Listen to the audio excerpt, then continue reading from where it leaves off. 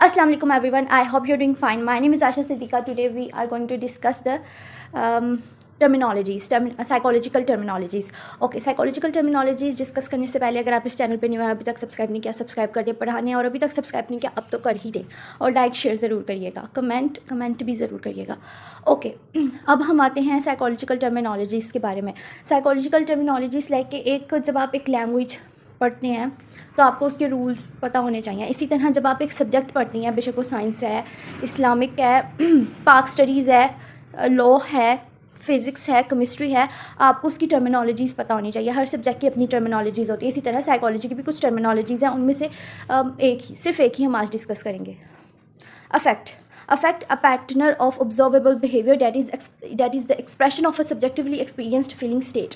ठीक है, अफेक्ट क्या है? इमोशनल रिस्पॉन्स है। लाइक किसी भी सिचुएशन का, किसी भी एक्सपीरियंस का बिहेवियरल इमोशनल रिस्पॉन्स है। बिहेवियरल इसमें क्यों? जैसे कि अगर कोई ऐसी बात है जिसमें वो बहुत ज़्यादा एक्साइटेड है तो उसकी इमोशंस जो से हैं उसके फेस में उसकी वॉइस में एक्साइटेडनेस, उसके एक्शंस में भी एक्साइटेडनेस आ रही है। इमोशनल रिस्पॉन्स क्या है? अफेक्ट क्या है? एक्साइटेडनेस। ठीक है, इसी तरह अगर कोई रोई जाता है उसमें हम अफेक्ट क्या कहेंगे? Crying spells. ठीक है क्यों? क्योंकि वो ऐसा रिस्पॉन्स दे रहा है। तो यहाँ पे अफेक्ट होता है इमोशनल रिस्पॉन्स। ठीक है, इमोशनल रिस्पॉन्स को साइकोलॉजी में अफेक्ट कहते हैं, AFFECT, अफेक्ट। अब यहाँ पे एग्जांपल है कि अफेक्ट सैडनेस, इलेशन मतलब कि वो बंदा अपने आप को बहुत ही कोई पुरसकून और अच्छा और प्लेयर्ड फीलिंग में होता है वो।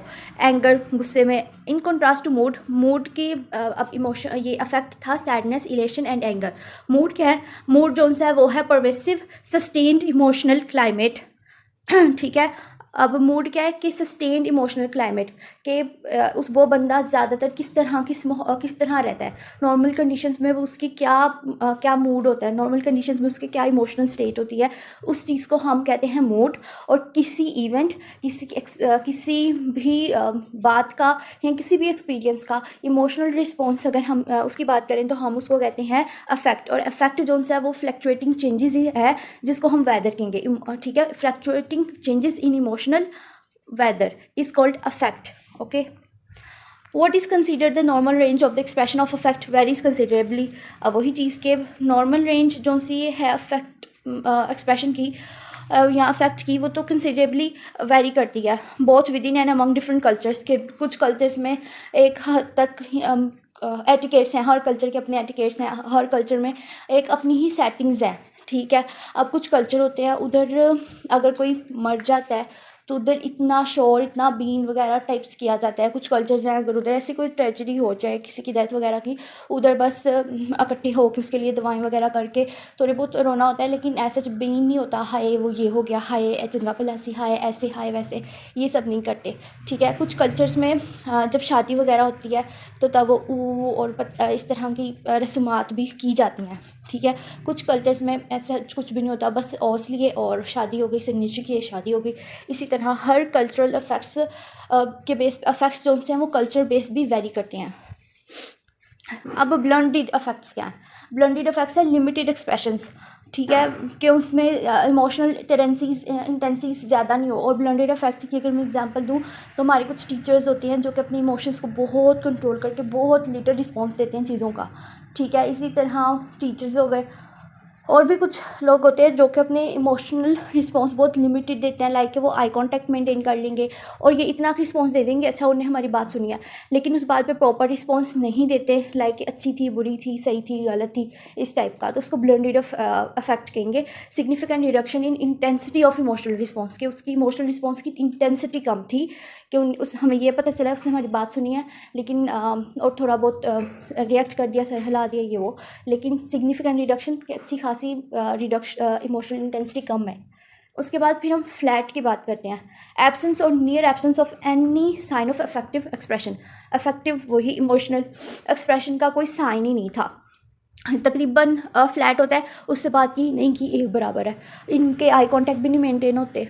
ठीक है, और बिल्कुल स्ट्रेट फेस होते हैं ये लोग, इनसे जो मर्जी बात कर लो, जैसे मर्जी बात कर लो, इनका फेस स्ट्रेट है, कोई इमोशनल एक्सप्रेशन या इमोशनल रिस्पॉन्स नज़र नहीं आ रहा होता, उसको फ्लैट कहेंगे। इनअप्रोप्रिएट जो है discordance between affective expression and the content of speech और आइडिएशन। ठीक है। डिसकॉर्डेंस के जो हमारा कंटेंट था स्पीच का या एडिएशन का, उसके मुताबिक हमारा वो जो रिएक्शन आ रहा है, इमोशनल रिस्पॉन्स आ रहा है, वो इनअप्रोप्रिएट है। लाइक हम यहाँ पे बात कर रहे हैं, एक बहुत ही सीरियस बात कर रहे हैं, और उसमें अगर कोई नॉन सीरियसली हंसेगा तो फिर हम कहेंगे कि अच्छा ये इनअप्रोप्रिएट इफेक्टिव एक्सप्रेशन दिया है इसने, ठीक है। और अगर जैसे कि हम लोग कोई बहुत ही मज़ाहिया सी बात करें या कोई रोने लग जाए, हम बहुत ही मज़ाहिया सी बात करें या कोई गुस्सा कर जाए, तो वहाँ पे क्या है, इनअप्रोप्रिएट। लबेल क्या है? लबेल है अब normal variability in affect with repeated rapid and abrupt shift in effective expressions.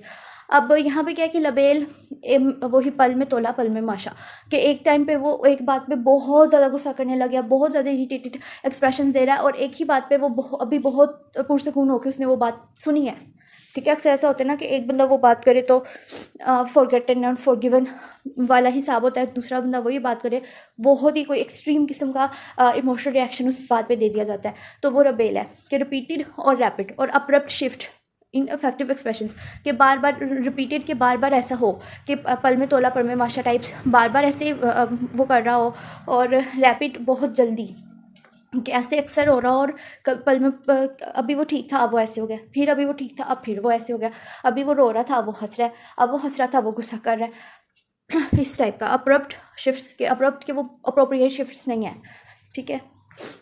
Restricted and constricted, restricted and और कॉन्स्ट्रिक्टेड की अगर हम बात करें, it's mean wild reduction in the range and intensity of emotional expression. के restricted mild सी, जब हमने बात की थी ब्लेंडेड इफेक्ट्स की, उसमें हमने बात की थी सिग्निफिकेंट की, ठीक है, उसमें हमने बात की थी सिग्निफिकेंट रिडक्शन हुई है हमारे इमोशनल रिस्पॉन्स पे। लेकिन जब हम रिस्ट्रिक्टेड और कॉन्स्ट्रिक्टेड की बात करते हैं, उधर है माइल्ड रिडक्शन, कि वो खुल के पूरे एक्सप्रेशन नहीं दे रहा, लेकिन वो सिग्निफिकेंट एक्सप्रेशंस दे रहा है, कि हमें पता चल रहा है कि उसने इस चीज़ को अप्रूव किया है, कि उसने इस चीज़ को रिजेक्ट किया है, इस चीज़ से उसे अच्छा महसूस हुआ है, कि इस चीज़ से उसको बुरा महसूस हुआ है, हमें ये पता चल रहा है। ब्लेंडेड में हमें नहीं पता था, अच्छा उसको ये जो उसने पार्शली लिप्स अपने अपवर्ड किए हैं वो तंजियाँ हैं, वो बस हमें हमसे जान छुड़ाने के लिए हैं, वो ज़ख्मी मुस्कुराहट है, कि वो क्या है क्या नहीं है। ब्लेंडेड में सिग्निफिकेंट रिडक्शन की बात की थी, इसमें हम माइल्ड रिडक्शन की बात कर रहे हैं। आई होप कि आपको ये वीडियो अच्छी लगी हो, समझ आई हो, और सबसे बढ़ के अगर आपको समझ आई है तो कमेंट में कर दीजिएगा, और अगर कोई और ऐसी टर्मिनोलॉजी जो आपको समझ नहीं आ रही और आप चाहते हैं कि इसको पढ़ें तो कमेंट में उसकी भी फरमाइश कर सकते हैं। चैनल को सब्सक्राइब, लाइक और शेयर ज़रूर करिएगा। अल्लाह हाफिज़, टेक केयर, TC।